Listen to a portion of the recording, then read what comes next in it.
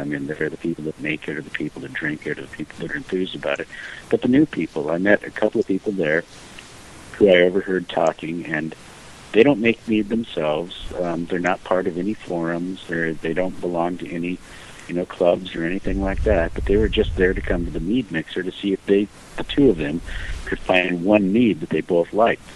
And so while I was in the mead mixer, I found them over at the table, and I walked over and I said, "Hey, how are you guys doing?" And they got big smiles on their faces. "We're doing great." And I go, "Did you folks find any meads that you both like?" And they go, "We haven't even been around one side, and we've already found 3 that we both like."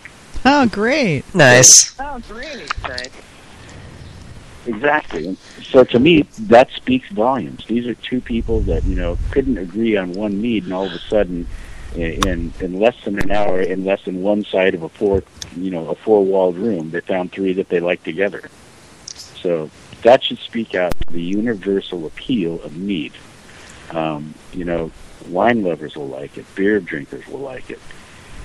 There's this notion that mead always has to be sweet. It doesn't, as anybody who's actually tried it would know. So go out there, experience it, give it a try. Find the things you like, find the things you don't like, find the things that resonate with you and others, and share it, because that's what mead's all about. Yeah. Well, what is it that Michael Fairbrother was saying earlier? They've got this new piece of advertising. It's called Drink Different, Drink Mead. Drink different, drink mead. Yeah, and what a great idea, because it is different. And that's one thing. I can't tell you how many people who I've met that don't like wine or don't like beer, but you sit mead in front of them, they go, "Oh, this isn't, harsh like wine, and it's not like, foamy and bubbly and filling like beer. This is very different. This is really good." Mm-hmm. It's like, yes, try it. Tell your friends, tell your neighbors, tell your dog, tell your cat, tell everyone. There's a mead out there for everyone, and everyone can appreciate it, even if it's something that's completely off kilter. If you don't like the high alcohol of wine, get a session mead. If you don't like the the foaminess of beer, try something different with mead. It's really up to the imagination of the person that wants to try something new to go out and do it. And the mead market is really filling that gap. It's the fastest growing sector in the adult beverage industry. It really is. And I hark back to what David Myers used to say in Redstone. He says, he would go in a place to say, "Ask for mead." Just ask for it. Yeah, absolutely. So, well, I know you're whipped. So we're going to let you get back to being whipped and recovering from the Mazer Cup. Well, thank you. And AJ, it was great speaking with you again tonight, and Vicki the same. It's always a pleasure to hop onto the show and talk, and it's always nice that people will actually listen to anything that I have to say. I still kind of look at myself in a mirror when I'm talking and think to myself, why would anybody want to listen to me? But rightly or wrongly, I guess they do, so that's a good thing. And hey, Doug, I know Doug from the Netherlands called in. I'd like to say, give him a shout-out. We had a conversation going about a nutrient calculator and things like that. I haven't been able to get back to him because I've been so pickin' busy with the Mazer Cup since last year, but just to let him know that I did put those questions out there in front of people at UC Davis, and so I'll get back to him. It's just a matter of time, and I'm sorry it's taking so long, Doug, so I hope everything's going well with you out there. Oh, he's typing back. He must have heard you. Oh, okay, good. He says, "Hi, Pete." Yeah. So, Hi, Pete. yeah, so it's just been crazy busy, and we're looking at an even busier schedule. We're already planning out to 2018. So wow. We are hard at it already again. I think it's like a full-time job on top of the full-time job. Well, I mean, come on, what were we doing before? When it was just getting started, it was 70, 80, 90, 100 hours. Then it was 200 hours. Then it was like 300 or 400 hours a year that we're putting into putting this together. Yeah, and it takes a lot of time. It does. Really does. It really does. A But shout out. That will eventually wear down. Yeah, I mean, shout out to all the people who volunteered and judged at the Mazer Cup this year, because y'all rock out loud. I mean, I know, been there too.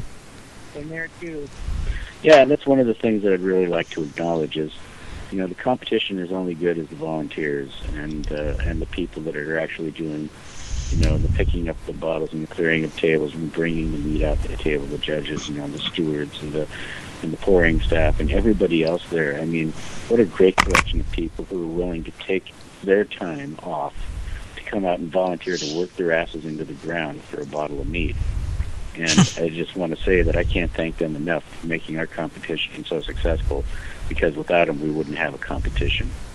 And, you know, one of the other things that really helps make the competition is the sponsors that we have. And I'd really like to thank all of our sponsors this year. And I hope I remember all of their names. I know we had Elite Brands, who receive our domestic entries. We had Rabbit's Foot, Hunter's Moon Mead, Meadmaker.com, Dragon Mead, Hidden Legend Winery, who's been a long-time sponsor as well. Hunter's Moon also sponsored the sensory session by sending a couple of bottles of mead in. Moonlight sponsored the BJCP mead exam with some mead for them to evaluate. Nectar Creek, and I'm hoping I'm remembering everybody. Got mead, and of course, you know, the raft people who are, you know, who come in and help. You know, all the folks that do the publication for us, and the mead mixer tables. All of those folks, you know, all of their money went to support the community food share, and we were able to donate enough to support 12,000 meals, so everybody there can, you know, hang their hat on that. That's a really great accomplishment, and I'm glad that we had so many people being a part of that. So that's amazing. That's a great thing. Amazing. Yeah, it really is. And so with that, it's reached about the end of where I'm talking. Yeah. Well, and I want to let you get, you know, back to, like, say, being really tired. All right. AJ, how's the weather up there in Canada, eh? It's snowing again, and we're supposed to get another 6 inches on Thursday. Oh, awesome. Oh, yeah, that's it's great. Funny, because thanks for reminding me. We, you know, the California boy here flew out to Denver, and the first night I'm there, I see a little bit of snow flurry. The next morning, they say that it's going to start snowing, you know, and it's going to be a lot of snow on Friday. Well, Thursday morning, when I went out there to start meeting and greeting people as they come into the hotel to check in, it's snowing like there's a blizzard outside. It was great. And then I'm thinking to myself, oh, wait a second. We had this problem once before. If it snows a lot, we're going to be missing judges. So Friday morning, I think they'd gotten like 4 or 6 inches or something like that. And, of course, there's cars spun out all over the road. The parking lot hasn't been, you know, snow plowed.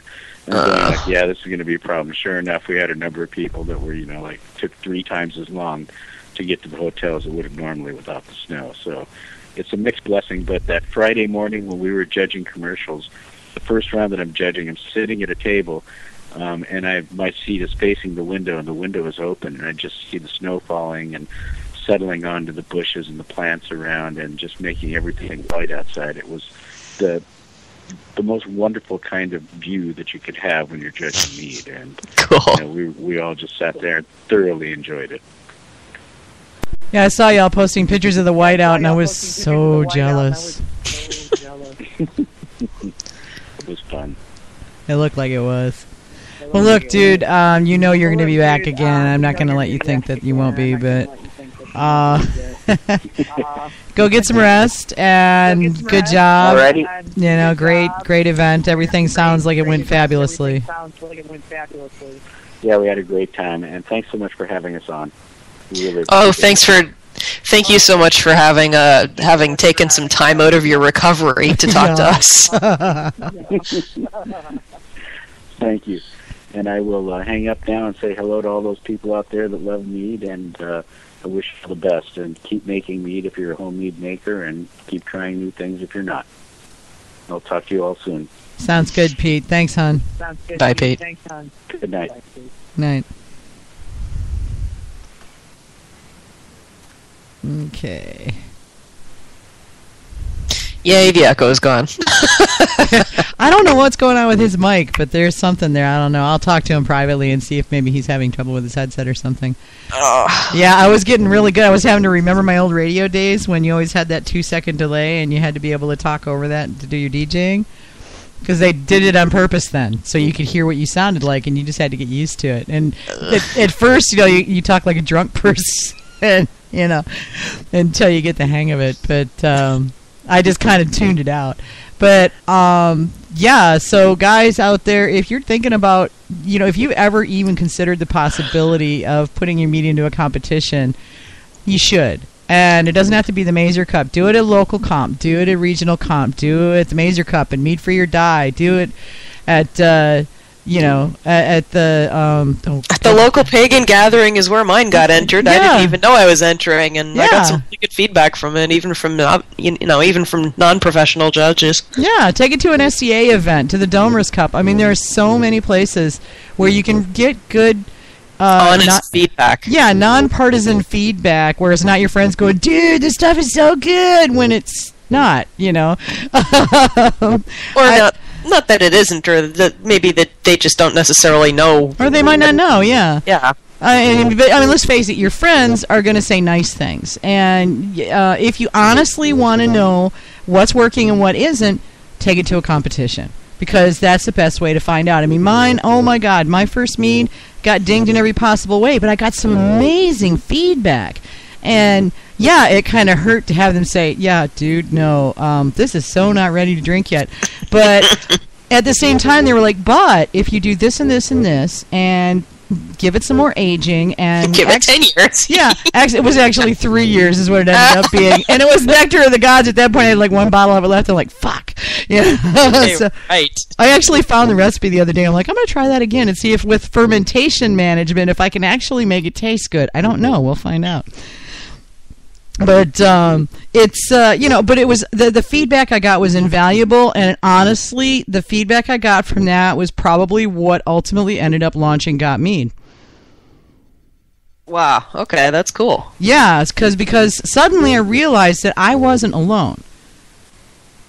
That there was other people out there who were interested in that, and I thought, wow, how many other people are out there thinking, well, it's just me and I'm doing this and nobody has any idea what this stuff is, and so how would they know if it's good or not? I don't even know if it's good or not. That's okay, that's a really good point. Yeah.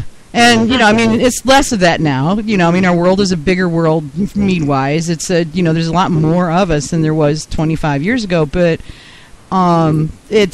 there are people who feel isolated, who don't think that they've got a community. Well, we're there, we're out there, and we want to know what you're making, and we're interested. So, And I guess the thing to remember with competitions is that you have to figure out whether you're in it to win or in it to get feedback. Oh yeah, I could care less about the winning. I mean, the medals are nice and all. I mean, I don't mind. I've got my share of medals and mazers and whatnot, and that's sweet. But honestly, I'm in it to get feedback. I want to know what I'm doing right, what I'm doing wrong. Yeah, exactly. And somebody who knows what they're looking for can tell you that. Oh, God. Yeah, I mean, to have Ken Schramm, and this was back in, 1992, okay? To have Ken Schramm, it's like, yeah. We need to get a soundbite of that, Yeah, I think I may actually have a sound effect for that somewhere. This thing has cool sound effects. I just got to track them all down. I just haven't had a chance to go cue them all up and play with them. But, yeah, we need the Randolph Scott choirs of things, Ken Schramm, he's rolling his eyes if he's listening. We're not worthy. Yeah, he's rolling his eyes if he's listening. It's like, Ken Schramm, we're not worthy, dude. We're not worthy. Chun chun chun chun chun chun. So it happens when half a bottle of mead later.